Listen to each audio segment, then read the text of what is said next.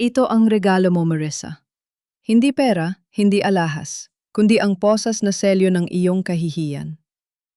Ngayong gabi, malalaman ng buong Iloilo na isa kang magnanakaw. Ang boses ni Doña Lourdes ay parang latigo na humati sa masayang tugtugan sa loob ng engrandeng ballroom ng mga Almeda. Tumigil ang lahat. Ang mga kubyertos na pilak ay binitiwan at ang mga matatandang mayayaman ng Iloilo ay sabay-sabay na lumingon sa gitna ng bulwagan. Doon nakatayo si Marissa, suot ang isang simpleng puting Filipiniana na siya mismo ang nagdisenyo tila isang mantsa sa gitna ng kintab ng ginto at kristal. Mama, ano pong ibig ninyong sabihin, pabulong na tanong ni Marissa. Nanginginig ang kanyang kamay habang hawak ang isang asul na folder. Sa loob ng folder na yon ay ang balitang akala niya ay magliligtas sa kanya mula sa malamig na pakikitungo ng BN, ang isang national grant mula sa Department of Agriculture para sa kanyang pananaliksik sa salt-tolerant rice. 6 na taon niyang ibinuhos ang kanyang talino sa mga pila-pil ng Dearntrang Almeida. 6 na taon niyang tinis ang putik at init para lamang mapatunayan na karapat-dapat siyang maging bahagi ng pamilyang ito. Hiwag mo akong tawaging mama, muling sigaw ni Lourdes habang padabog na inilapag sa mesa ang isang makapal na dokumento. Nareto ang ulat mula sa auditor. Nawawala ang 5 milyong piso mula sa Almeida Foundation at lahat ng transaksyon ay may pirma mo. At hindi lang yon. Ninakaw mo rin ang patent ng pamilya para sa mga binhi at ibinebenta mo ito sa labas. Hindi totoo yan, mariing depensa ni Marissa. Ang kanyang mga mata ay nagsimulang magtubig pero nananatiling matatag ang kanyang paningin. Lumingon siya sa tabi kung saan nakatayo ang kanyang asawa. Gabriel, magsalita ka. Alam mong gabi-gabi akong nagpupuyat sa lab. Alam mong para sa inyo ang lahat ng ginagawa ko. Gabriel, si Gabriel Almeida ang lalaking pinangakuan siyang poprotektahan laban sa bagyo ng buhay ay hindi makatingin sa kanya. Nakatitig lamang ito sa kanyang baso ng alak, ang panga ay tila nakalock sa sobrang tensyon. Sa likod niya, nakita ni Marissa si Sofia, ang panganay na kapatid ni Gabriel, na may tipid na ngiti sa mga labi habang dahan-dahang humihigop ng champagne. Gabriel, please!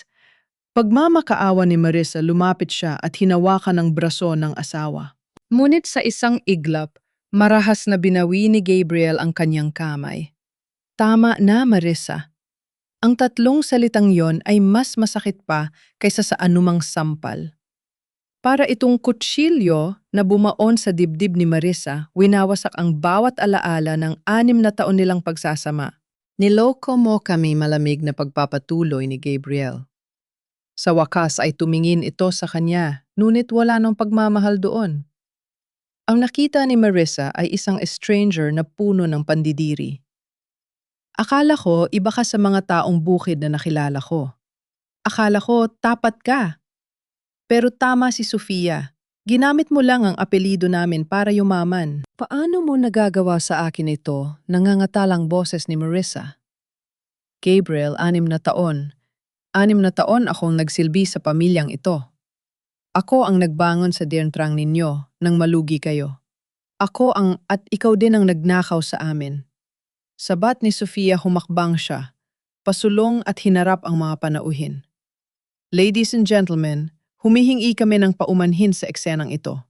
Ngunit bilang isang pamilyang may danggal, hindi namin hahayaang manatili ang isang anay sa loob ng aming bahay. May lumapit na 2 pulis na kanina papala naghihintay sa gilid. Ang tunog ng kanilang mga sapatos sa marmol na sahig ay tila tunog ng hatol ng kamatayan para kay Marissa. Mrs. Marissa Almeida, you are under arrest for qualified theft and estafa, sabi ng opisyal. Lalong humigpit ang hawak ni Marissa sa folder na dala niya. Gusto niyang sumigaw, gusto niyang ipakita ang grant na hawak niya. Pero anong silbi nito kung ang sarili niyang asawa ang nagkanulo sa kanya? Nakita niya ang isang abogado na may dalang papel, isang sinumpa ang salaysay. Pirmahan mo na, Gabriel, utos ni Doña Lourdes. Para matapos na ang kahihiyang ito. Nakita ni Marissa ang panginginig ng kamay ni Gabriel habang kinukuha ang panulat. Sandali itong nag-alinlangan, tumingin sa kanyang direksyon, ngunit sapat na ang isang matalim na titig mula kay Sofia para ituloy niya ang pagpirma. Ang bawat hagod ng panulat sa papel ay parang pagpunit sa puso ni Marissa. Sa harap ng lahat ng makapangyarihang tao sa Iloilo, itinakwil siya ng kanyang asawa. Ilayo niyo na ang babaeng yan sa paningin ko, utos ni Lourdes. At bukas na bukas din, asikasuhin mo ang annulment, Gabriel. Ayaw ko nang marinig ang pangalan niya sa pamamahay na ito. Habang hila-hila siya ng mga pulis palabas ng ballroom, nadarama ni Marissa ang libu-libong mata na nakatitig sa kanya. Puno ng pangungutya-awa at galit. Naririnig niya ang mga bulungan ng mga kapitbahay at kaibigan ng pamilya. Ang hiya ay parang apoy na sumusunog sa kanyang balat. Ngunit bago pa man siya makarating sa pinto, napatigil siya. Isang matinding kirot ang naramdaman niya sa kanyang puson. Napahawak siya sa kanyang bulsa kung saan nakatago ang isang maliit na puting stick na may 2 pulang guhit. Ang lihim na balak niyang iregalo kay Gabriel na yung gabi. Ang buha ng kanilang pag-ibig na akala niya'y magbubuo sa kanilang pamilya. Lumingon si Marissa sa huling pagkakataon. Nakita niya si Gabriel na tinutungo ang bar para muling uminom habang si Sofia ay nakatitig sa kanya ng may tagumpay sa mga mata. Sa sandaling iyon, ang luha sa mga mata ni Marissa ay natuyo. Ang panginginig ng kanyang katawan ay napalitan ng isang nanunuot na lamig. Hindi na siya ang mahiyaing babaeng mula sa Bukidnon na laging nakayuko. Sa gitna ng kanyang pinakamalaking kahihiyan, isang bagong determinasyon ang isinilang. Tandaan ninyo ang araw na ito, wika niya sa kanyang isipan habang isinasara ang pinto ng ballroom. Dahil ang lupang itinapon ninyo sa mukha ko, ang siya ring lupang tataniman ko ng inyong pagkatalo. Paglabas sa gate ng mansyon, sinalubong siya ng malakas na ulan. Isinakay siya sa loob ng sasakyan ng pulis, iniwan ang liwanag ng mansyon patungo sa dilim ng gabi. Ngunit sa loob ng kanyang bulsa, ang kanyang kamay ay mahigpit na nakakuyom. Hindi lang para sa kanyang sarili, kundi para sa buhay na nasa loob niya na ngayon pa lang ay wala ng ama. Ang selda ay kasing lamig ng puso ng mga Almeda. Sa loob ng maliit at madilim na presinto, nakaupo si Marissa sa isang matigas na sementadong bangko. Ang puting Filipiniana na suot niya kanina sa piging ay mayroon na ngayong mansa ng putik at kulubot, tila isang basahang itinapon pagkatapos gamitin. Bawat segundong lumilipas ay parang pagpatak ng asido sa kanyang sugatang dibdib.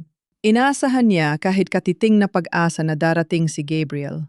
Na baka sa mga oras na ito ay natahuhan na ang kanyang asawa na baka napagtanto nito na hinding-hindi niya magagawang magtaksil.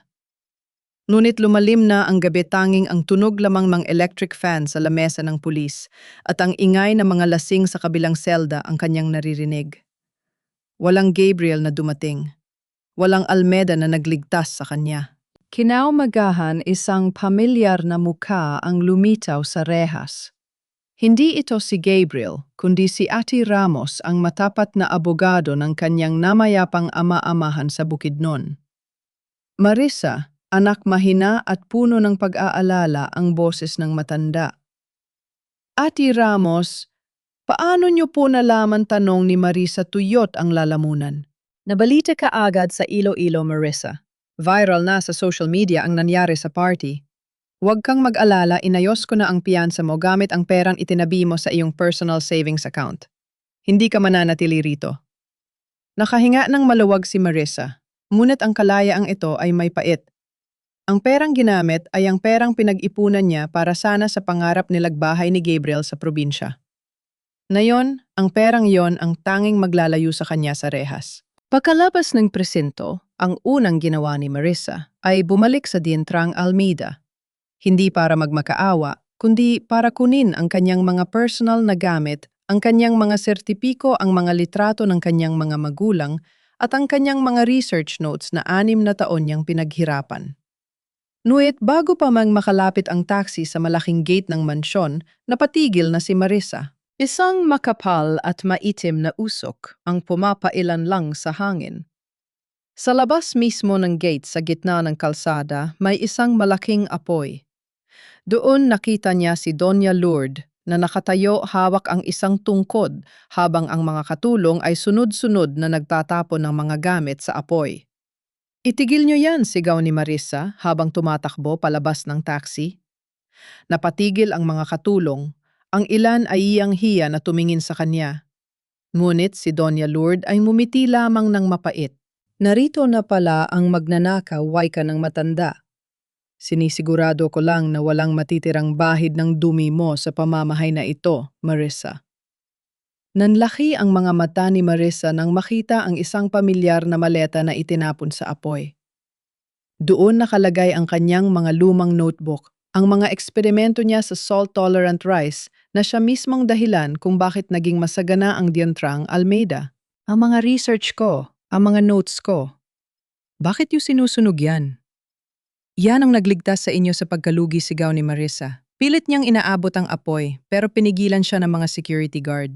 Ang mga yan, turo ni Sofia na kalalabas lang ng gate may dalang isang makintab na folder. "Hindi mo na kailangan ng mga basulang yan, Marissa. Dahil ang patent ng iyong research ay nasa pangalan na ng Almeida Corporation. Pinirmahan mo ang turnover papers bago ka pa arestuhin, di ba? Baka nakalimutan mo na sa sobrang gulat." "Wala akong pinirmahang ganyan. Pinik niyo ang pirma ko." Tumawa lang si Sofia, isang tawang mapang-uri. Sino ang maniniwala sa isang akusadong magnanakaw ang mahalaga ang credit ng grant at ang teknolohiya ay sa amin na? "You are nothing now, Marissa. Balik ka na sa putikan kung saan ka nanggaling, sa gitna ng kaguluhan." Isang itim na SUV ang huminto. Bumaba ang bintana at lumitaw ang mukha ni Gabriel.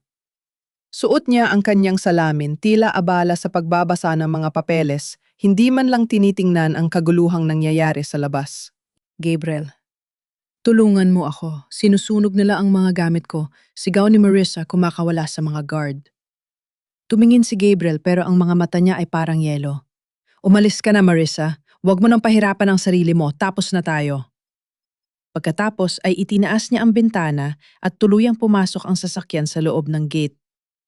Ang malaking bakal na pinto ay dahan-dahang sumara. Tila isang pader na tuluyan na naghiwalay sa mundo ni Marissa sa mundong akala niya ay kabilang siya. Naiwan si Marissa sa labas habang ang ulan ay nagsimulang pumatak, nakikihalo sa abo ng kanyang mga sinunog na pangarap. Napaluhod siya sa basang semento. Ang init ng apoy ay unti-unti nang namamatay, tanging ang amoy ng sunog na papel at tela ang naiwan. Dun sa gitna ng kalsada, naramdaman ni Marissa ang isang matinding hapdi sa kanyang puson. Napahawak siya sa kanyang tiyan. Ang sakit ay hindi lang emosyonal, ito ay pisikal, isang babala na ang kanyang katawan ay bumibigay na sa sobrang tindi ng stress. Hindi, bulong niya. "Anak, kumapit ka! Please, kumapit ka!" Tumayo si Marissa kahit nanginginig ang mga binti. Tumingin siya sa mansyon ng mga Almeida sa huling pagkakataon. Ang mansyong yon na itinuring niyang tahanan ay naging kulungan ng kanyang kaluluwa. "Sige, sunigin niyo ang lahat," wika niya sa mahina ng boses pero puno ng pait. "Pero ang talino ko at ang pagkatao ko hindi niyo kayang sunugin. Isinusumpa ko ang bawat abong. Ito ay babalik sa inyo bilang sumpa." Naglakad siya palayo, hindi na lumingon pa. Bitbit ang tanging natitirang dignidad sa kanyang katawan, tinawagan niya si Ate Ramos. "Attorney, ituloy niyo po ang pag-book ng ticket. Uuwi na ako. Uuwi na ako sa Bukidnon." Habang papalayo ang taxi, nakita ni Marissa sa side mirror ang gate ng mga Almeida na unti-unting lumiliit. Doon niya hinayaan ang kanyang mga luha na bumuhos, hindi dahil sa panghihinayang, kundi dahil sa pagluluksa sa babaeng namatay na sa loob niya ngayong araw. Ang Marissa na mapagmahal at masunurin ay wala na. Ang natitira na lamang ay isang babaeng wala nang mawawala at iyon ang pinakamapanganib na kalaban ng mga Almeida. Ang paglalakbay pabalik sa Bukidnon ay tila isang mahabang gabi na walang katapusan. Sa loob ng boss habang nakadungaw sa bintana at pinagmamasdan ang nagbabagong anyo ng kapaligiran mula sa mga modernong kalsada ng Iloilo patungo sa luntiang kabundukan ng Mindanao, naramdaman ni Marissa ang unti-unting pagbigat ng kanyang katawan. Ang bawat lubak ng daan ay parang saksak sa kanyang puson. Hawak-hawak niya ang kanyang tiyan, pilit na ibinubulong ang mga panalangin siya lang ang nakakarinig. Konting tiis na lang anak. Malapit na tayo sa bahay ng lolo mo. Doon ligtas tayo. Ngunit pagdating niya sa lumang tarangkahan ng kanilang maliit na sakahan sa Bukidnon, hindi na kinaya ng kanyang mga binti. Pagbaba pa lang niya ng tricycle, isang matinding hilo ang bumalot sa kanya. Ang huling nakita niya ay ang malawak na taniman ng mais at ang papalubog na araw bago tuluyang nagdilim ang lahat. Nagising si Marissa na ang amoy ng langis ng niyog at sariwang damo ang pumapaimbulog sa kanyang ilong. Wala siya sa malamig na kwarto ng mansyon sa Iloilo. Nakahiga siya sa kaway, yang papag sa loob ng kanilang lumang bahay kubo. Gising ka na pala, Marissa? Isang malambot na kamay ang humawak sa kanyang noo. Si Nanay Elena ito, ang matalik na kaibigan ng kanyang yumaong ama na siyang nag-alaga sa sakahan habang wala siya. Agad na napahawak si Marissa sa kanyang tiyan. Ang kanyang mga mata ay puno ng takot at pagtatanong. Nakita niya ang lungkot sa mga mata ni Nanay Elena, isang lungkot na hindi kayang itago ng anumang ngiti. Ang anak ko na'y pabulong na tanong ni Marissa. Umiling ng dahan-dahan si Nanay Elena habang ang mga luha ay nagsimulang pumatak. Masyadong maaga, anak. Masyadong matindi ang ginaanan ng katawan mo. Wala na ang bata, Marissa. Sa sandaling iyon, parang huminto ang mundo. Walang lumabas na boses sa lalamunan ni Marissa. Ang sakit na naramdaman niya sa presinto, ang sipa ni Doña Lourdes at ang pagtataksil ni Gabriel ay wala pa sa kalahati ng hapdi ng balitang ito. Ito ang double pain, ang mawala ng dangal, at nayon ang mawala ng buhay na tanging pag-asa niya. Niyakap niya ang kanyang sarili, pilit na binabaluktot ang katawan sa papag, habang ang kanyang mga hikbi ay unti-unting naging hagulgol. Isang hagulgol na nanggagaling sa kailaliman ng kanyang kaluluwa. Sa Iloilo hindi siya umiyak ng ganon dahil kailangan niyang protektahan ang kanyang sarili. Pero rito, sa lupang sinilangan, hinayaan niyang lamunin siya ng pait. Akit, Nay? Bakit? Kailangang kunin, pati ang anak ko, tanong niya sa pagitan ng mga hininga. Wala na akong natira. Wala na lahat. Hush, anak. Huwag mong sabihin yan pag-aamo ni Nanay Elena. Narito ka sa lupa ng tatay mo. Ang lupa, Marissa, hindi marunong magtaksil. Kung ano ang ibinigay mo sa kanya, ibabalik niya sa iyo ng higit pa. Lumipas ang mga araw na parang mga anino. Si Marissa ay nanatiling nakahiga, nakatitig sa kisaming sawale. Ngunit isang umaga, narinig niya ang ingay ng mga magsasaka sa labas. Sumilip siya sa bintana at nakita ang kanyang mga kababata at mga dating kasama sa bukid na nagtitipon-tipon. Anong nangyayari na? Ay tanong niya kay Nanay Elena na kasalukuyang nagluluto ng kamote. Ang mga Almeida, Marissa. Balita namin ay binili na ng isang malaking korporasyon ang mga karatig lupa rito. At ang balita, gusto rin nilang kunin ang maliit nating kooperatiba dahil daw sa utang ng tatay mo noon na hindi nabayaran sa kanila. Biglang tumayo si Marissa. Ang pangalang Almeida ay parang kuryenteng gumising sa kanyang natutulog na dugo. Utang binayaran na ni tatay ang lahat bago siya mamatay, giit ni Marissa. Iyon ang alam natin, anak. Pero may dalang mga papel ang mga tauhan ni Sofia. Sinasabi nilang peke raw ang mga resibong hawak natin. Lumabas si Marissa ng bahay kahit medyo mahina pa ang kanyang pakiramdam. Ang kanyang puting damit ay nilalipad ng hangin. Nakita niya ang mga magsasakang nakayuko puno ng kawalan ng pag-asa dahil sa banta ng pagkamkam sa kanilang kabuhayan. Naglakad siya patungo sa gitna ng bukid. Doon sa bahaging maalat ang lupa kung saan walang tumutubo. Dinampot niya ang isang dakot ng lupa at naramdaman ang tuyong texture nito sa kanyang palad. Dito siya lumaki. Dito siya natutong magmahal sa agrikultura. At dito rin niya napagtanto ang isang mahalagang katotohanan. Ang mga Almeda ay hindi lang siya ninakawan ng asawa at anak. Gusto rin nilang nakawin ang huling kanlungan ng kanyang pagkatao. Nay Elena, tawag niya ang kanyang boses ay hindi nabasag. Ito ay malamig, matigas at puno ng autoridad. Kunin niyo ang mga natitirang binhi sa bodega. Iyong mga eksperimentong dinala ko rito noon bago ako nagpakasal. Marisa tuyo ang lupa rito. Alam mong hindi mabubuhay ang palay sa alat ng lupang ito? Tumingin si Marisa sa malayo doon sa direksyon ng Iloilo na libu-libong kilometro ang layo, pero ramdam na ramdam niya ang galit. Mabubuhay ito, Nay.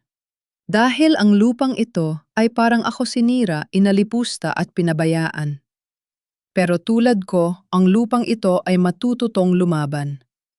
Sa ilalim ng matirik na sikat ng araw ng Bukidnon sa harap ng mga magsasakang nawawalan ng pag-asa, muling lumuhod si Marisa. Hindi para manalangin o umiyak, kundi para itanim ang unang butil ng kanyang paghihigante. Ang kanyang pagluluksa ay natapos na.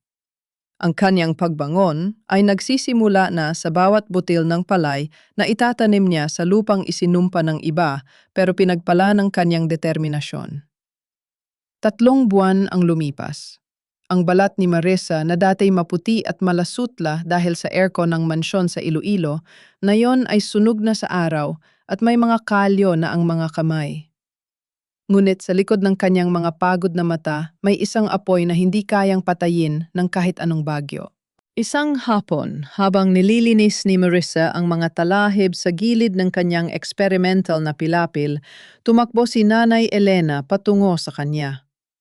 May dala itong isang maliit na paketeng nakabalot sa plastik.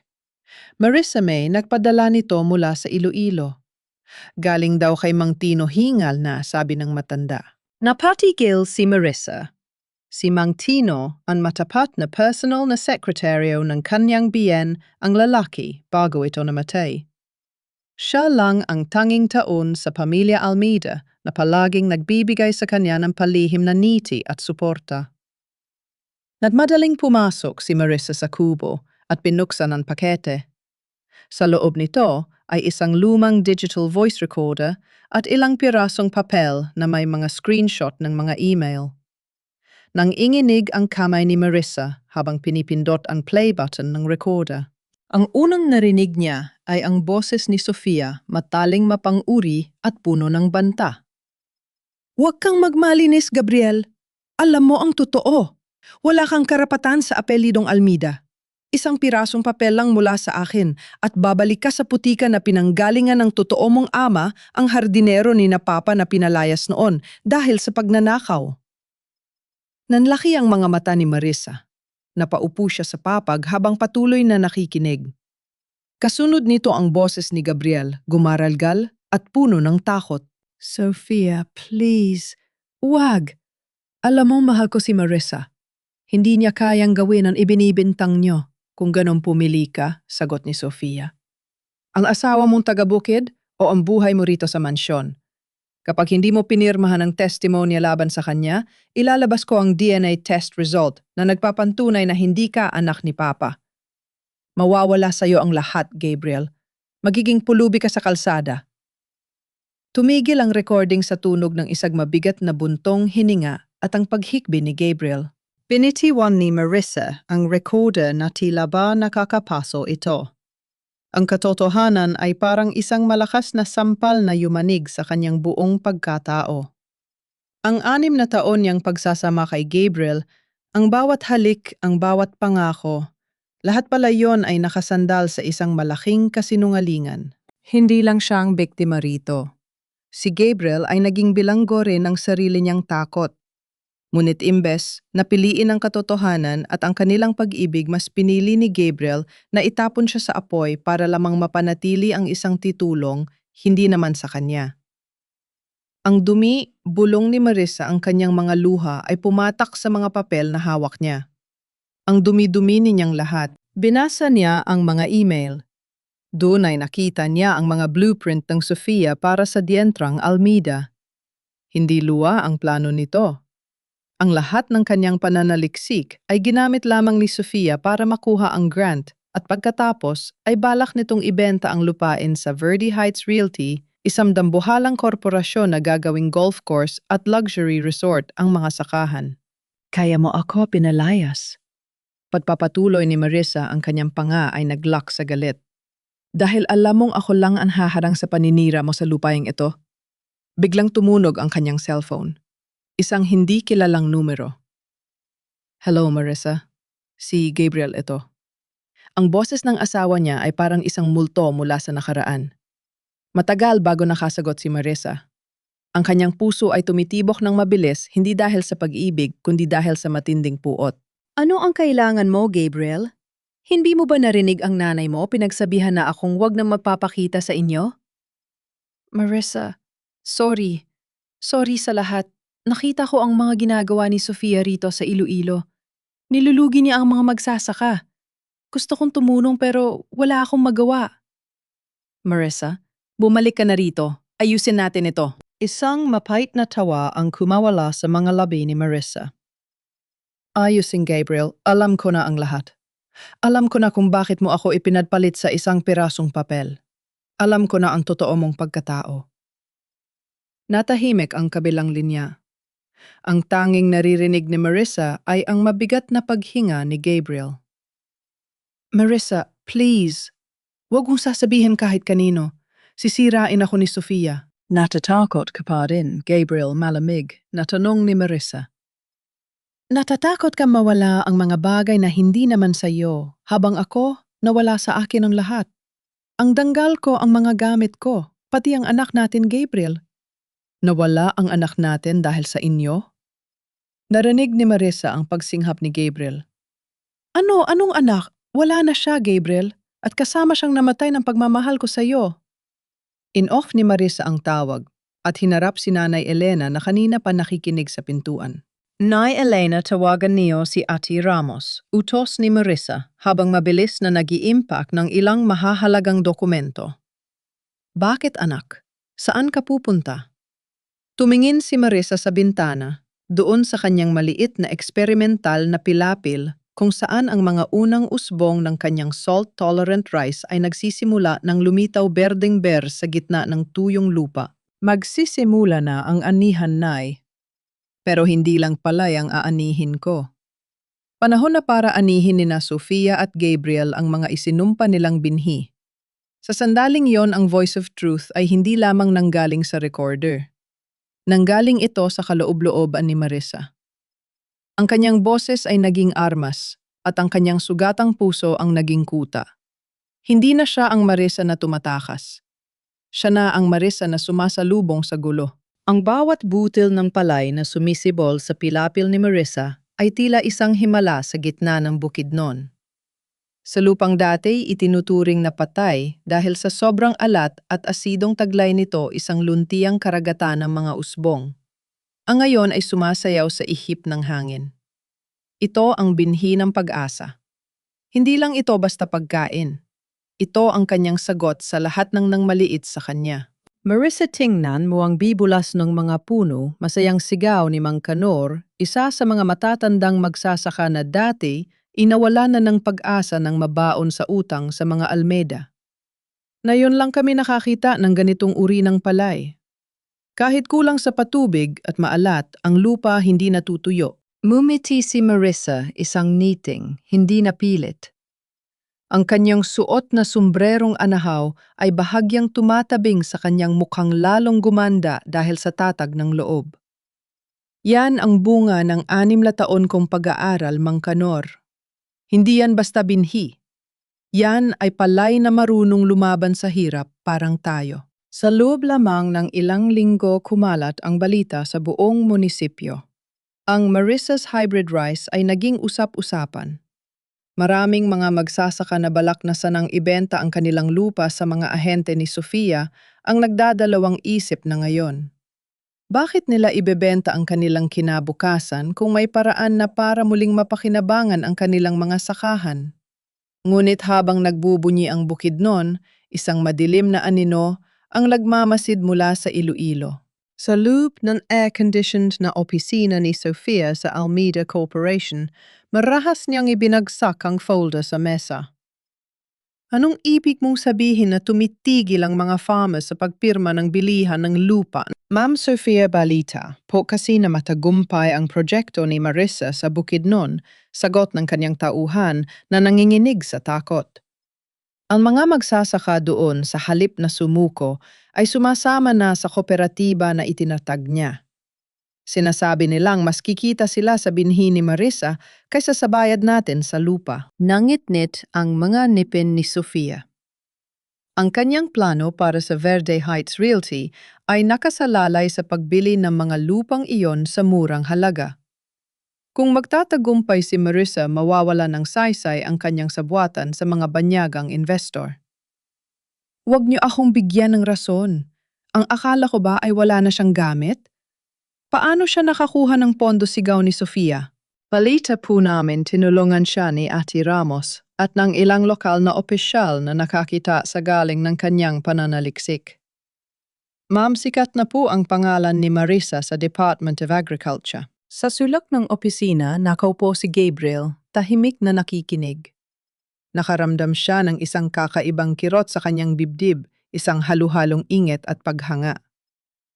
Ang asawang itinapon niya ay nagagawa ang mga bagay na hindi niya kailanman magagawa, ang tumayo sa sariling mga paa nang walang apelidong kinakapitang matibay. Sofia, baka dapat nating tigilan na ito, mahinang wika ni Gabriel. Hayaan na natin si Marissa. Tutal nakuha na natin ang gusto nating grant. Tumahimik ka, Gabriel, bulyaw ni Sofia. Huwag kang magmalinis. Nakalimutan mo na ba, ikaw ang pumirma sa lahat ng dokumento? Kapag bumagsak ako, kakalad ka din kita. Huwag mong kakalimutan na wala kang dugong Almeida. Kapag nalaman ito ni Mama, ikaw ang unang sisipain niya sa kalsad. Ay yumuko si Gabriel, ang kanyang muka ay puno ng kahihiyan at kawalan ng lakas ng loob. Siya ay naging isang sunod-sunuran na lamang sa sarili niyang bahay. Bumalik ang tingin ni Sofia sa kanyang tauhan. Ang kanyang mga mata ay parang ahas na nakahanap ng biktima. Kung ayaw nilang magbenta dahil sa palay ni Marissa, patayin niyo ang palay niya. Siguraduhin niyo na walang aanihin ang babaeng yan. Gusto ko makita siyang lumuluhod muli sa putikan. Kinagabihan sa Bukidnon, habang mahimbing ang tulog ng mga tao, may 3 anino na palihim na lumalapit sa main irrigation valve ng kooperatiba. Ito ang tanging daluyan ng tubig na nagpapanatili sa buhay ng mga palayan ni Marissa. Dala-dala nila ang mga galon ng nakalalasong chemical, mga herbicide na kayang pumatay ng anumang halaman sa loob lamang ng ilang oras. Sigurado ba kayo rito, bulong ng isa? Utos ito ni Ma'am Sofia. Huwag ka nang magtanong. Ibuhos na ninyo ang lason. Habang unti-unting humahalo ang lason sa tubig na dadaloy sa mga pilapil sa loob ng kanyang kubo, biglang nagising si Marissa. Isang masamang panaginip ang gumising sa kanya. Pawis na pawis siya, ang kanyang puso ay kumakaba ng mabilis. Tumakbo siya sa bintana at tumingin sa kanyang mga palaya na tila payapang natutulog sa ilalim ng liwanag ng buwan. Hindi niya alam ang kamatayan ay dahan-dahan ng gumagapang sa ilalim ng lupa. Lumabas si Marissa, may dala siyang flashlight. Nararamdaman niya ang isang kakaibang panganib. Ngunit bago pa man siya makarating sa gate ng patubig, narinig niya ang malakas na hiyaw ng isang sirena, isang babala na may hindi magandang nangyayari sa water system. Ang tubig! Ang tubig natin, sigaw ni Mang Kanor, sa malayo! Napako si Marissa sa kanyang kinatatayo. Ang binhi ng pag-asa na kanyang inalagaan ay nahaharap na yon sa pinakamalaking banta nito. Ang alingasaw ng chemical ay kasing talim ng amoy ng kamatayan. Sa ilalim ng malamlam na liwanag ng kanyang flashlight, nakita ni Marissa ang tubig sa irrigation canal. Hindi na ito malinaw gaya ng dati. Mayroon itong maputing bula at isang malapot na pelikula sa ibabaw na kumikislap sa ilalim ng ilaw. Lason, sigaw ni Mang Kanor, ang boses ay puno ng panginginig.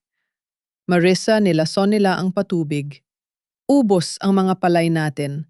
Napatakbo ang iba pang mga magsasaka. Ang ilan ay may dalang mga sulo. Ang ilan ay nakayapak pa mula sa pagkagising. Ang gulat at takot sa kanilang mga mukha ay sapat na para panghinaan ng loob ang kahit na sino. Ang 3 buwan nilang pagod ang huling pera ng kooperatiba na ipinambili ng abono at ang pag-asang makakabangon sila mula sa utang. Lahat ay tila inanod ng lason sa loob lamang ng isang gabi. Isara niyo ang main gate. Na yon din utos ni Marissa. Ang kanyang boses ay hindi nanginig. Kahit ang kanyang puso ay tila sasabog na sa kaba, alam niyang siya ang tanging sandigan ng mga taong ito. Huli na Marissa, hikbi ng isang matandang magsasaka. Nakalusot na ang tubig sa unang 3 pilapil. Mamamatay ang mga usbong sa loob ng ilang oras. Hinarap ni Marissa ang malawak na palayan. Ang dilim ng gabi ay tila isang dambuhalang lalamunan na handang lumamon sa kanila. Ngunit sa halip na maiyak ang utak ni Marissa ay mabilis na nagtrabaho. Hindi siya basta-basta magsasaka. Siya ay isang engineer. Kanurkunin niyo lahat ng nakaimbak nating apog lime sa bodega, bilisan niyo sigaw ni Marissa. At tawagan niyo ang bumbero sa bayan, sabihin niyo kailangan natin ng tulong para i-flush ang mga kanal. Apog para san anak tanong ni Nanay Elena nakakarating lang balot ng kumot. Ang amoy na ito ay glyphosate at 2,4-D mixture. Masyadong acidic, paliwanag ni Marissa habang mabilis na lumulusong sa putikan, hindi inintindi ang lamig at dumi. Kailangan nating i-neutralize ang pH ng lupa bago pa ma-absorb ng roots ang lason. Flush and treat, yan lang ang pag-asa natin. Sa loob ng sumunod na 4 na oras, ang tahimik na bukid ng Bukidnon ay naging isang battlefield. Sa ilalim ng utos ni Marissa, ang mga lalaki ay walang tigil na nagbubuhos ng apog sa mga kanal, habang ang mga babae ay tumutulong sa pag-drain ng kontaminadong tubig patungo sa isang bakanteng hukay. Si Marissa mismo ang nangguna sa pagbubukas ng mga dike. Ang kanyang puting t-shirt ay punong-puno na ng putik. Ang kanyang mga kamay ay sugatan sa kakamadali. Sa hindi kalayuan sa madilim na bahagi ng kalsada, nakaparada ang isang itim na SUV. Sa loob nito nakaupo si Gabriel. Ipinadala siya ni Sofia para siguraduhin na tapos na ang laban ni Marissa. Nakatingin siya sa asawa niya sa pamamagitan ng binocular. Inasahan ni Gabriel na makikita niya ang isang Marissang nakaluhod at umiiyak sa gilid ng pilapil. Inasahan niyang makikita ang isang babaeng susuko na atatawag sa kanya para magmakaawa. Ngunit ang nakita niya ay isang leader. Nakita niya ang isang babaeng punong-puno ng dumi-pawis at putik pero ang mga mata ay may ningning ng determinasyon na hindi niya kailanman nakita noong suot pa nito ang mga mamahaling alahas sa Iloilo. Nakita niya kung paano sumusunod ang mga tao kay Marissa, kung paano siya nagbibigay ng lakas sa mga nawawala ng pag-asa. Isang matinding bugso ng kahihiyan ang bumalot kay Gabriel. Siya na may lahat ng yaman at kapangyarihan ay nagtatago sa dilim gaya ng isang duwag. Habang si Marissa na wala ng kahit ano, ay nagagawa pang protektahan ng mga taong umaasa sa kanya. Gabriel? Anong balita?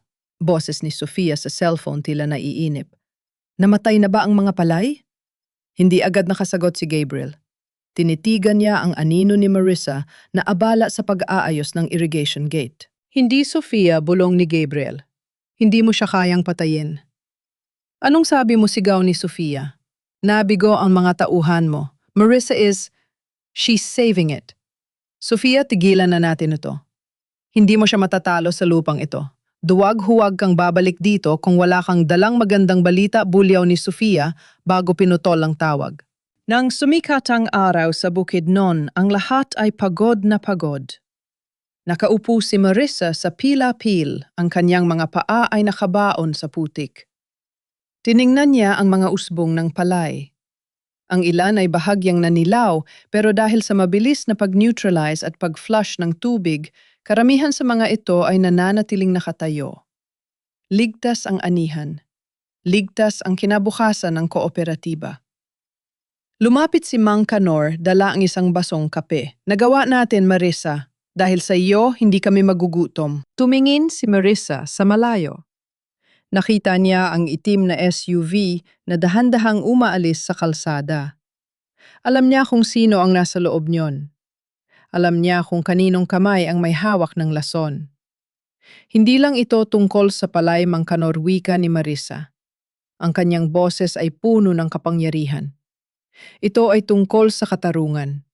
At ngayon, alam ko na kung gaano sila kadesperado. Ibig sabihin, natatakot sila sa akin. Tumayo si Marissa ang kanyang tindig ay tila isang rena sa gitna ng kanyang kaharian ng putik. Ang sabotahe sa kadiliman ay hindi siya pinahina. Ito ang nagsilbing apoy na nagpatigas sa kanyang bakal na kalooban. Ang langit ng Bukidnon ay naging kulay abo tila isang higanteng pasa na bumabalot sa mundo.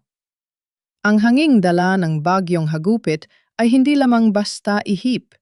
Ito ay isang hagupit na may kasamang alat mula sa dagat, isang babala na ang kalikasan ay muling susubukin ang katatagan ni Marissa. Habang ang mga puno ng biyog ay naglalampasan sa lakas ng hangin, nakatayo si Marissa sa gitna ng kanyang pilapil. Nakasuot siya ng kapote, ang kanyang mga kamay ay mahigpit na nakahawak sa mga kawayang bakod. Ngunit sa pagkakataong ito, hindi siya natatakot.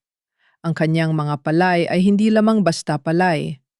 Ang mga ito ay ang salt-tolerant hybrid na idinisenyo niya para sa ganitong uri ng pagkakataon.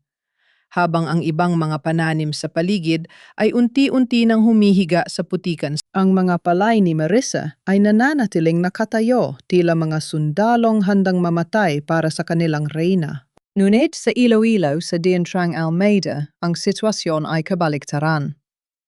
Ang dike na ipinatayo ni Sofia, ang dike na binawasan niya ng pondo para ibulsa ang pera, ay nagsisimula ng bumigay. Ang malakas na alon mula sa karatig dagat ay humahampas sa mga sementong may mga bitak na. Sa loob ng mansyon balisa si Sofia. Ang kanyang mga investor sa Verde Heights Realty ay tumatawag na nagrereklamo sa banta ng baha sa itatayo sa ng resort. Sofia, hindi na kaya ng dike sigaw ni Gabriel habang basang-basa ng ulan. Ang tubig alat ay pumapasok na sa main fields. Lahat ng palay na nakuha natin sa grant namamatay na. Hindi sila salt-tolerant gaya ng sinabi mo sa report. Dahil hindi akin ang research na yon, kay Marissa, yun bulyaw ni Sofia sa gitna ng desperasyon. Gawin mo ang lahat, Gabriel. Harangan niyo ang tubig. Mawawala ang tiwala ng mga investor kapag nalaman nilang hindi viable ang lupang ito. Ngunit huli na ang lahat. Sa isang malakas na dagundong tulo, yang bumigay ang dike ni Sofia. Ang tubig alat ay parang isang dambuhalang ahas na lumamon sa libu-libong ektarya ng Dientrang Almeida. Sa loob lamang ng isang oras, ang kulay luntiang bukid ay naging kulay kape at puti. Ang puti ng asin na papatay sa bawat halaman. Kinabukasan ang balita ay sumabog sa buong rehiyon. Ang Almeida Estate, ang pinakamalaking supplier ng bigas sa Iloilo, ay nawasak. Isang krisis sa pagkain ang magbabanta. Ang tanging lugar na hindi tinablan ng alat at baha ay ang maliit na kooperatiba sa Bukidnon, ang kooperatiba ni Marissa. Sa gitna ng kaguluhan, isang helicopter ang lumapag sa malapit na landing site sa Bukidnon. Bumaba mula rito si Sofia, kasama ang kanyang mga abogado at bodyguard. Hindi na siya ang mapagmataas na babaeng nakita ni Marissa sa ballroom. Ang kanyang mukha ay maputla, ang kanyang mamahaling sapatos ay nakabaon sa putik ng Bukidnon. Nagkita ang dalawa sa gitna ng pilapil. Ang hangin ay malakas pa rin, ang mga alon ng palay ay tila humahagupit sa paligid nila. Marissa, bungad ni Sofia, pilit na pinatitigas ang boses. Narito ako para sa isang business proposal. Ang Almeida Corporation ay handang bilhin ang lahat ng binhi mo sa kahit anong halaga. At handa kaming iurong ang lahat ng kaso laban sa iyo kung ibibigay mo sa amin ang formula ng hybrid mo para iligtas ang Dientrang. Tumingin si Marissa kay Sofia pagkatapos ay sa malawak na palayan na kaya magpakain ng libu-libong tao. Isang mapait na ngiti ang sumilay sa kanyang mga labi. Proposal ulit ni Marissa. Sofia, nung pinalayas niyo ako sa ulan, humihingi ako ng katarungan. Nung sinunog niyo ang mga gamit ko, humihingi ako ng awa. Pero ngayon lumalapit ka dahil ang kasinungalingan mo ay nilala mo na ng dagat. Huwag kang maging kampante, Marissa, sigaw ni Sofia. May mga kontrata kami. Ang patent ay sa amin. Ang patent na nakapangalan sa isang magnanakaw ay walang saysay sa harap ng nagugutom na bayan, sagot ni Marissa. Lumapit siya ng sapat para makita ang takot sa mga mata ni Sofia. Ang tubig alat na pumatay sa dierntrang ninyo ay ang parehong alat na nagpatibay sa aking mga binhi. Hindi mo mabibili ang buhay ng mga palay na ito, Sofia. Dahil ang binhing ito ay tumutubo lamang sa lupang may katapatan. Marissa, please. Pulong ni Sofia, ang kanyang boses ay tuluyan ang nabasag. Masisira kami. Mawawala ang lahat sa amin. Yan ang katarungan, Sofia. Ang anihan ng mga Almeida ay tapos na. At ang anihan ng katotohanan ay nagsisimula pa lang. Tumalikod si Marissa, iniwan si Sofia na nakatayo sa gitna ng putik habang ang mga magsasaka ng Bukidnon ay nagtitipon sa likuran ni Marissa, isang pader ng mga tao na hindi na kayang buwagin ng kahit anong yaman. Ito ang harapan sa gitna ng alon. Si Marissa ang nananatiling nakatayo habang si Sofia ay unti-unti nang nilalamon ng sarili niyang mga pagkakamali. Ang alon ng katarungan ay mas malakas kaysa sa anumang bagyo. Ang bawat hakbang ni Marissa pabalik sa Iloilo ay tila isang martsa ng katarungan. Hindi na siya ang babaeng luhaan na pinalayas sa ilalim ng ulan. Siya na ngayon ang mukha ng tagumpay na hinihintay ng mga nagugutom na magsasaka. Sa kanyang kamay, hawak niya ang isang asul na folder, hindi ang grant na ninakaw sa kanya, kundi ang ebidensya ng tunay na kataksilan ni Sofia. Isang malaking pulong ang nagaganap sa Provincial Hall ng Iloilo. Naroon ang mga opisyal ng Department of Agriculture, ang mga leader ng mga kooperatiba at syempre ang pamilya Almeida. Si Sofia na pilit na nagtatago ng kanyang kaba sa likod ng makapal na makeup ay kasalukuyang nagpapaliwanag sa harap ng board kung bakit hindi maiwasan ang pagkawasak ng dierntrang Almeida. Ang bagyo ay masyadong malakas. Ang tubig alat ay sadyang mapaminsala, wika ni Sofia, habang pilit na pinatitigas ang kanyang boses. Ginawa namin ang lahat, pero kailangan namin ng karagdagang pondo mula sa gobyerno para muling itayo ang DIC. Ang DIC o ang iyong bulsa, Sofia? Ang boses ni Marissa ay umalingaw-ngaw mula sa likuran ng silid. Sabay-sabay na lumingon ang lahat. Doon nakatayo si Marissa, suot ang isang pormal na barong pambabae. Nagawa sa pinya ang kanyang tindig ay puno ng dignidad. Kasulod niya si Ate Ramos at si Mang Tino, ang matandang sekretaryo na sadyang lumitaw para sa sandaling ito. Marissa, wala kang karapatang gambalain ang pulong na ito, sigaw ni Sofia. Ang kanyang mukha ay naging pula sa galit. May karapatan ako bilang isang kumpirmadong expert ng DA at bilang isang taong nakakaalam ng katotohanan, sagot ni Marissa habang naglalakad patungo sa harap. Inilapag niya ang asul na folder sa lamesa ng mga opisyal. Ang diantrang Almeida ay hindi nasira ng bagyo. Nasira ito ng kasakiman. Binuksan ni Marissa ang projector. Lumitaw sa screen ang mga dokumentong nakuha niya. Mga kontrata na may selyo ng Verde Heights Realty. Ito ang dahilan kung bakit bumigay ang dike, paliwanag ni Marissa sa mga opisyal na gulat na gulat. Binawasan ni Sofia ang budget para sa semento at reinforcement ng dike ng 50%. Ang perang kinuha niya ay inilipat sa isang offshore account. Bakit? Dahil wala naman siyang balak na isalba ang palayan. Ang plano ni Sofia ay hayaang mamatay ang mga pananim sa alat para maideklara na unproductive ang lupa. Sa ganung paraan, madali niya mababago ang land use mula agricultural patungong commercial. Isang malakas na bulungan ang sumabog sa silid. Ang mga magsasakang naroon ay nagsimulang mag-ingay. Yan ay isang kasinungalingan hiyaw ni Sofia, pero ang kanyang panginginig ay halata na.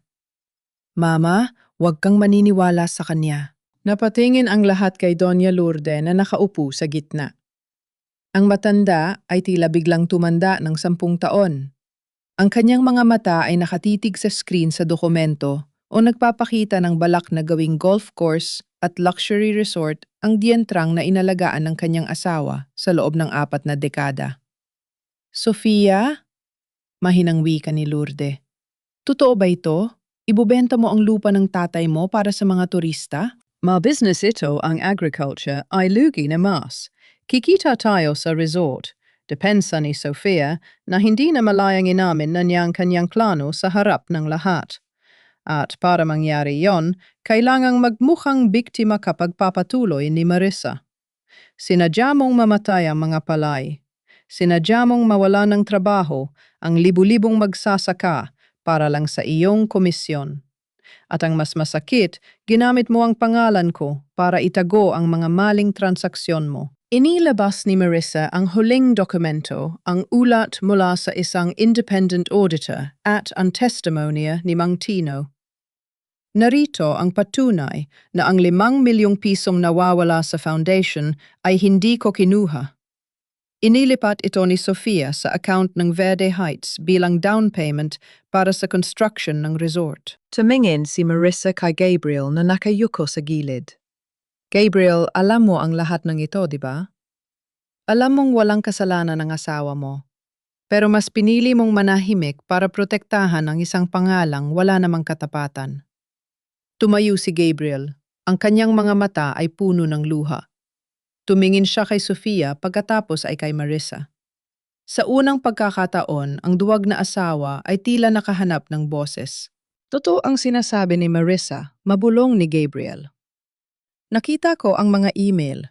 Nakita ko ang mga plano ni Sofia. Tinakot niya ako. Pero hindi ko na kayang sikmurain ito. Marissa, patawarin mo ako. Isang matinding sampal ang dumapo sa mukha ni Sofia, hindi mula kay Marissa, kundi mula kay Doña Lourdes. Winalang dangal mo ang Apple Gidong Almeida Sofia. Galit na sabi ng matanda, ang kanyang boses ay nanginginig sa pot. Pinalayas ko ang isang tapat na babae dahil sa mga mabulaklak mong salita. Ikaw ang tunay na anay sa bahay na ito. Pinalik ni Marissa ang kanyang tingin sa mga opisyal ng DA.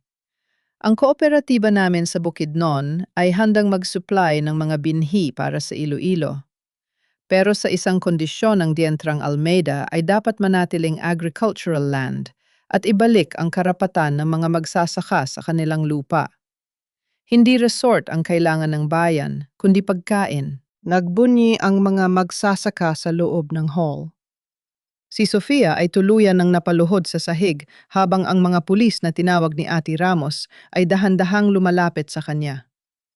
Ang mapanirang plano ni Sofia ay backfire. Ang bawat kasinungalingang itinanim niya ay naging bitag na ngayon ay sumasakal sa kanya. Sa gitna ng kaguluhan, nanatiling kalmado si Marissa. Nakamit na niya ang unang bahagi ng kanyang tagumpay, ang malinis ang kanyang pangalan at mailantad ang katotohanan. Ngunit alam niya hindi pa tapos ang laban. Ang susunod na hakbang ay ang bawiin ang lahat ng ninakaw sa kanya, hindi lang ang pera, kundi ang dignidad ng bawat magsasakang naging biktima ng mga Almeida. Sa labas ng Provincial Hall ang ulan ay tumila na, ngunit ang kapaligiran ay nananatiling mabigat at malamig. Sa isang madilim na sulok ng balkonahe, nakatayo si Marissa. Pinagmamasdan ang mga sasakyang pulis na nagbabantay sa paligid. Ang katahimikan ay bumasag lamang nang marinig niya ang mabibigat na hakbang sa likuran niya. Hindi na niya kailangang lumingon para malaman kung sino iyon. Ang amoy ng pamilyar na pabango na dati nagbibigay sa kanya ng kaligtasan pero ngayon ay nagpapaalala na lamang ng pagtataksil ay sapat na. Marissa, mahinang tawag ni Gabriel. Humarap si Marissa ng may blankong ekspresyon.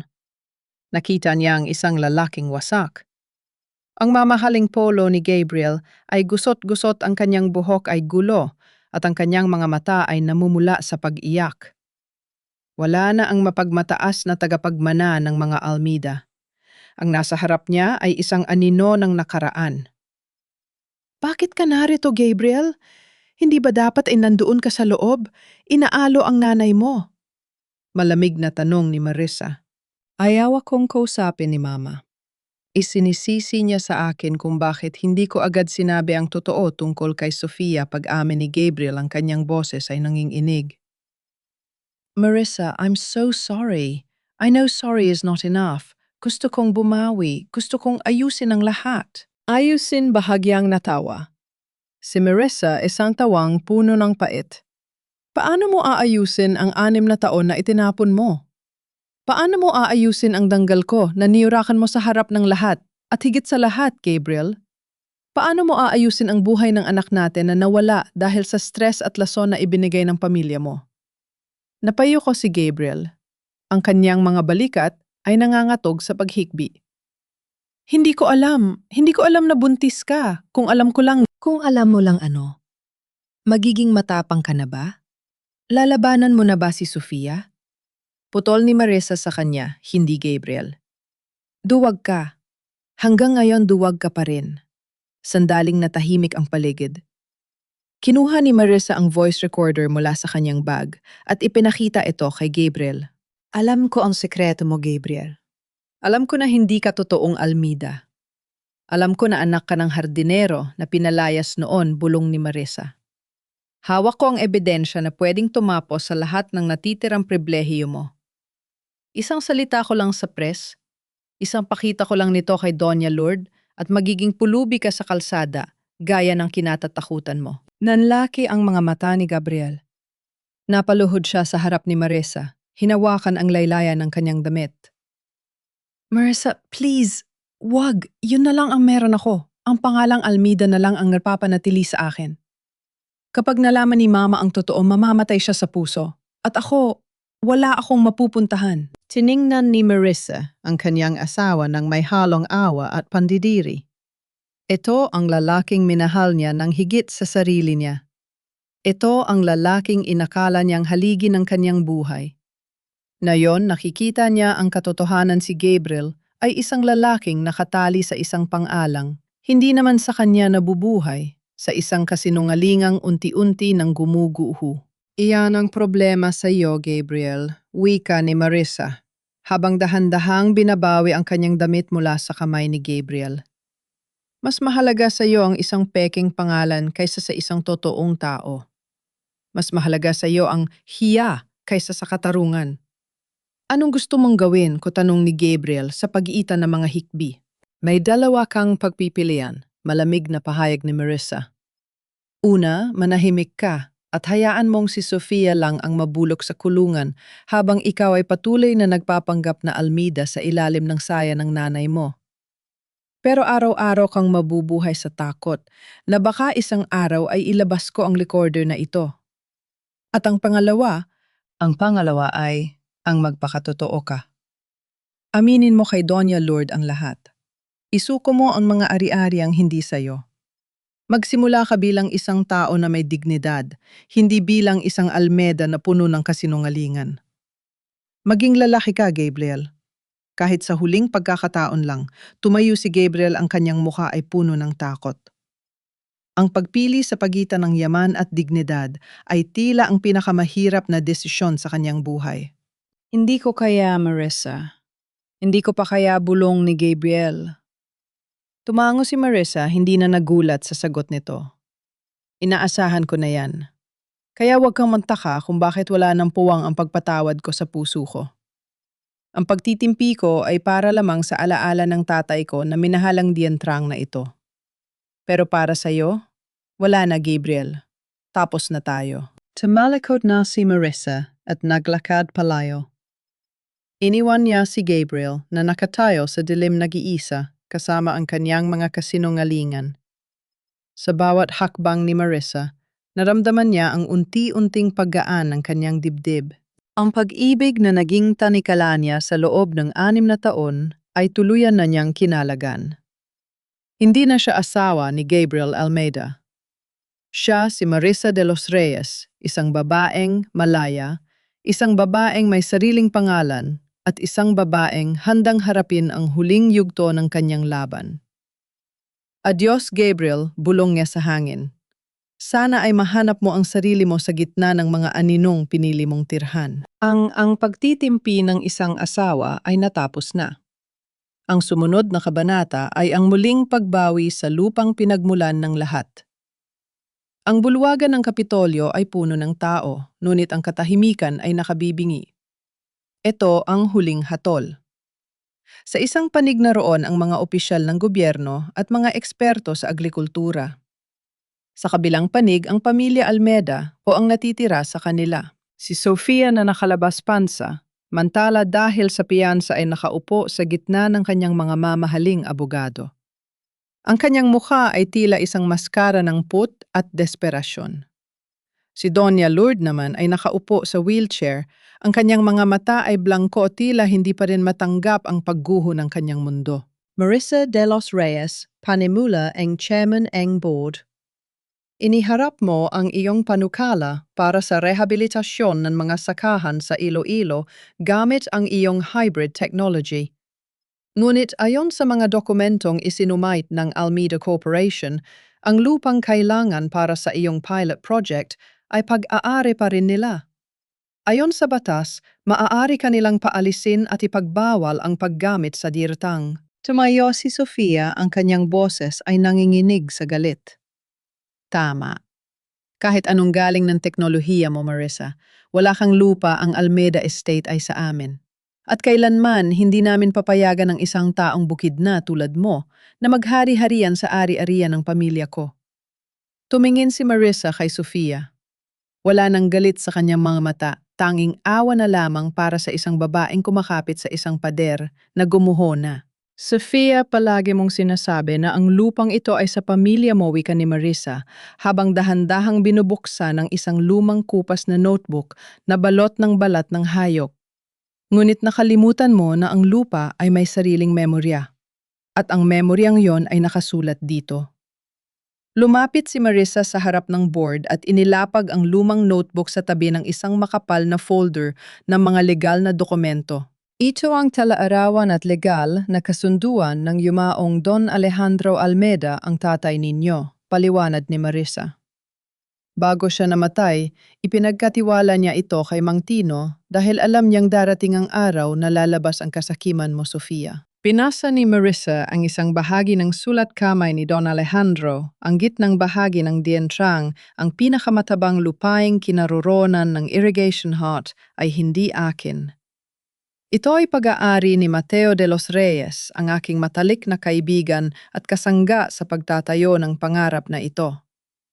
Ang titulo ay nakapangalan sa kanya at ang Almeida Corporation ay nagsisilbi lamang nakatiwala sa loob ng 40 taon. Isang malakas na pagsinghap ang umalingangaw sa bulwagan.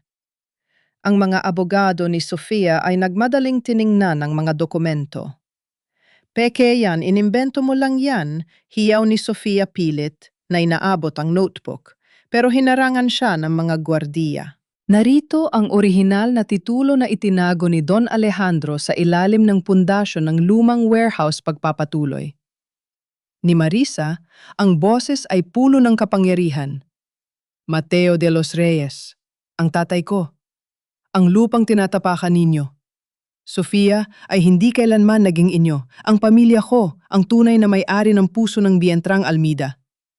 At ayon sa deed of trust, kapag napatunayan ang malicious intent o paninira sa lupa ang pamamahala, ay babalik sa mga tagapagmana ni Mateo. Hindi. Bulong ni Doña Lourdes, ang kanyang mga kamay ay nanginginig. Alejandro, bakit mo itinago ito? Dahil alam niya ang ugali mo, ma, isang boses ang sumabat mula sa pintuan. Lahat ay lumingon. Si Gabriel ay naglalakad patungo, sa gitna ang kanyang tindig ay tuwid sa unang pagkakataon sa loob ng maraming taon. Sa kanyang kamay ay hawak niya ang resulta ng DNA test na tinatago ni Sofia. Gabriel, wag sigaw ni Sofia. Kapag nagsalita ka, mawawala ang lahat sa iyo. Tiningnan ni Gabriel ang kanyang kapatid, pagkatapos ay ang kanyang ina at huli si Marissa. May isang mapait na ngiti sa kanyang mga labi. Wala na talagang sa akin, Sofia. Dahil ang lahat ng meron ako ay nakabase sa isang kasinungalingan wika ni Gabriel sa harap ng board. Ipinagtapat ko na sa mga autoridad ang lahat. Hindi ako ang tagapagmana ng mga Almeida. Ako ay anak ng isang lalaking pinalayas ninyo ng walang katarungan. At ang lahat ng pirma ko sa mga dokumento mo, Sofia, ay ginawa ko sa ilalim ng pagbabanta at blackmail. Lumingon si Gabriel sa mga opisyal. Binabawi ko ang lahat ng aking testimony alaban kay Marissa. At kinikilala ko ang karapatan ni Marissa de los Reyes bilang tunay na may-ari at tagapamahala ng lupaing ito. Wala ng Almeida Corporation. Meron na lamang katarungan. Si Sofia ay tuluyang nanghina at napaupo sa sahig. Ang kanyang mga abogado ay dahan-dahang lumayo sa kanya tila ayaw ng madamay sa bumagsak na barko. Si Doña Lourdes ay tumakip ng mukha, ang kanyang mga hikbi ay naririnig sa buong silid. Tumayo ang chairman ng board. Basta mga ebidensyang iniharap at sa testimonya ni Gabriel Almeida, ang board ay nagpapasya ang proyektong rehabilitasyon ay pamumunuan ni Marissa de los Reyes. Ang lahat ng kaso laban sa kanya ay ibinabasur at ang mga reklam ang kriminal laban kay Sofia Almeida para sa fraud, falsification at economic sabotage ay agad na isasampa. Isang malakas na palakpakan ang sumabog mula sa mga magsasaka sa gallery. Ang mga hiyaw ng kagalakan ay parang musika sa pandinig ni Marissa. Lumapit si Marissa kay Gabriel. Tinitigan nila ang isa't isa. Nakita ni Marissa ang paglaya sa mga mata ni Gabriel. Sa wakas, ang lalaking minahal niya ay nahanap na ang kanyang sarili. Kahit na ang kapalit nito ay ang pagkawala ng lahat ng yaman niya. Salamat, Gabriel, bulong ni Marissa. Sa wakas, naging totoo ka. Hindi na ako Almeida Marissa? Sagot ni Gabriel, may luha sa mga mata. Pero sa unang pagkakataon, nararamdaman kong tao ako. Habang inilabas si Sofia na may mga posas at habang inaalalayan si Doña Lourdes palabas ng hall nana, tiling nakatayo si Marissa sa gitna. Ang huling hatol ay hindi lamang tungkol sa lupa.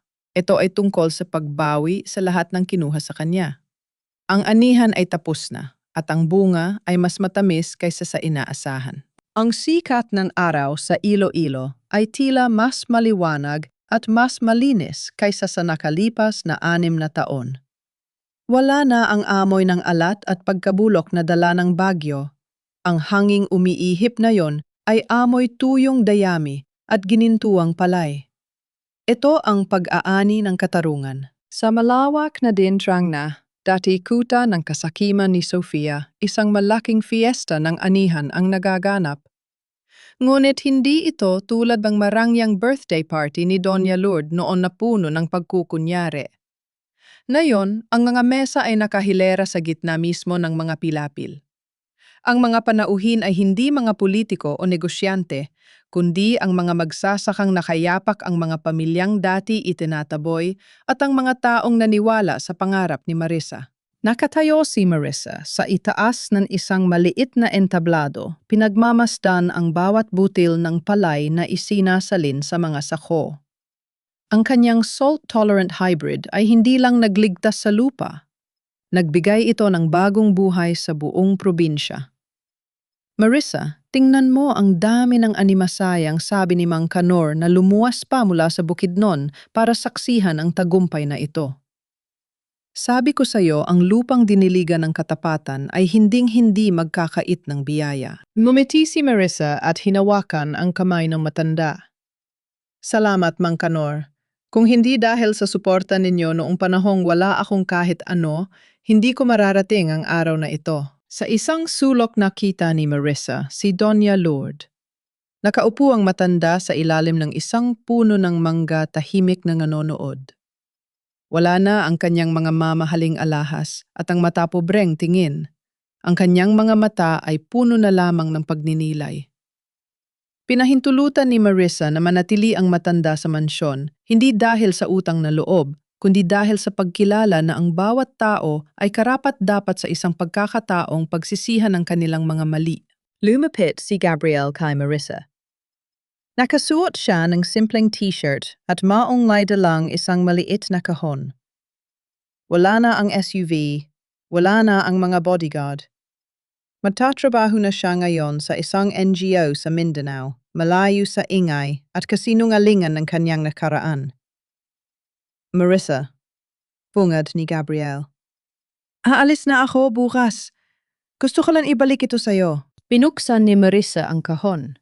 Sa loob nito ay ang kanyang original na wedding ring at ang isang maliit na sapatos ng sanggol na itinabi pala ni Gabriel mula sa kanilang lumang kwarto.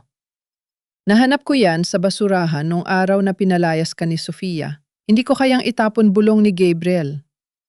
Patawad, Marissa. Hindi man sapat ang salitang ito, pero dalangin ko na mahanap mo ang kaligayahang ninakaw ko sa iyo. Tinitigan ni Marissa ang sapatos ng sanggol. Isang luhang hinaluan ng pait at pagtanggap ang pumatak sa kanyang pisingi. Hinawakan niya ang sapatos, ang huling alaala ng kanyang anak na hindi man lang nasilayan ng mundo. Pinapatawad na kita, Gabriel, wake ni Marissa, ang boses ay matatag at payapa. Hindi dahil sa gusto kong bumalik tayo sa dati, kundi dahil ayoko nang magbitbit ng galit habang naglalakad ako sa bagong buhay ko. Malaya ka na at malaya na rin ako. Isang huling tingin, isang huling ngiti ng pamamaalam at tuluyan ng tumalikod si Gabriel.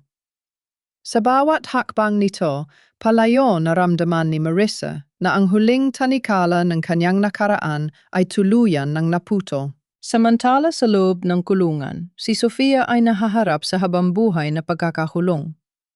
Ang bawat sandali ng kanyang buhay ay gugugulin niya ngayon sa pag-iisip sa yaman na nawala sa kanya dahil sa sarili niyang mga bitag. Ang bawat sentimong ninakaw niya ay naibalik na sa kooperatiba ng mga magsasaka. Habang papalubog ang araw, naglakad si Marissa patungo sa gitna ng kanyang palayan. Dinampot niya ang isang dakot ng ginintuang palay at hinayaan itong dulasin sa kanyang mga daliri. Anak? Tatay? Bulong na sa hangin. Nagawa natin. Ang lupang ito ay atin na muli. At sa pagkakataong ito, wala nang sinumang makakapagtapon sa atin sa dilim. Si Marissa de los Reyes ay hindi na lamang ang babaeng biktima ng pagtataksil. Siya na ngayon ang ina ng anihan, ang simbolo ng bawat kababaihang bumangon mula sa putik, naglinis ng sariling pangalan at nahanap ang katarungan sa ilalim ng sariling pagsisikap. Ang kwento ni Marissa ay hindi natapos sa paghihiganti. Natapos ito sa paghilom.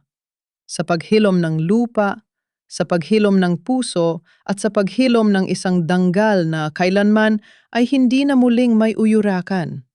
Lumipas ang isang taon. Ang Dientrang Almeida na dati ay simbolo ng pagkakabaha-bahagi at puot na yon ay isa ng maunlad na sentro ng agrikultura sa Iloilo. Wala na ang mga matatayog na pader na naghihiwalay sa mga Almeida at sa mga taong bukid. Ang mansyon ay ginawa na ni Marissa na isang research center at training school para sa mga anak ng mga magsasaka kung saan ang bawat bata ay tinuturo ang pahalagahan ang lupa at ang katapatan. Isang maagang umaga habang ang hamog ay nananatili pa sa mga dahon ng palay, naglalakad si Marissa sa gitna ng kanyang paboritong pilapil. Nakasuot siya ng simpleng kamisya de chino at pantalon. Ang kanyang buhok ay nakatali ng maayos. Ang kanyang muka ay payapa malayo sa igting at takot na bumalot sa kanya noong nakaraang mga taon. Tumigil siya sa tapat ng isang marker na itinayo niya sa gitna ng bukid. Isang simpleng bato na may nakaukit na pangalan ng kanyang tatay na si Mateo at isang maliit na angel na simbolo ng kanyang anak na hindi na isilang. Dito sa gitna ng buhay na kanyang pinalago, nararamdaman ni Marissa ang kanilang presensya. Hindi na tayo nag-iisa, bulong ni Marissa sa hangin, habang inilalagay ang isang sariwang bulaklak ng gumamela sa tapat ng marker. Nakatanggap siya ng balita kamakailan na si Gabriel ay masaya na sa kanyang payak na buhay sa Mindanao. Nagtuturo ito sa mga batang katutubo malayo sa ginto at kintab ng Iloilo. Wala na silang ugnayan, Nulit sapat na kay Marissa na malaman na nahanap na rin nito ang kanyang sariling katarungan sa pamamagitan ng pagpatakumbaba. Si Doña Lourdes naman ay tahimik na namumuhay sa isang maliit na bungalow sa loob ng estate, inaalagaan ng mga dati niyang katulong na piniling manatili dahil sa kabutihan ni Marissa. Lumingon si Marissa nang marinig ang tawag ng mga magsasakang nagsisimula na magtrabaho. Marissa, halika na rito, ang kape ay mainit na sigaw ni Mang Kanor mula sa malayo. Napag-iti si Marissa. Ito ang pamilyang pinili niya, isang pamilyang hindi nabubuo ng dugo o apelido, kundi ng pawis, pagtitiwala at pagmamahal sa lupang nagbibigay sa kanila ng buhay. Habang unti-unting sumisikat ang araw sa silangan, pinabalot ng ginintuang liwanag ang guong dientrang. Ang bawat butil ng palay ay kumikinang tila mga mumunting diamante sa gitna ng putikan. Napagtanto ni Marissa na ang tunay na kayamanan ay hindi nasusukat sa kintab ng alahas o sa taas ng pangalan. Ang tunay na kayamanan ay ang kakayahang makabangon muli pagkatapos ng bawat pagkada. Ang kakayahang magpatawad ng walang pag-aalinlangan at ang karangalang manindigan para sa katotohanan.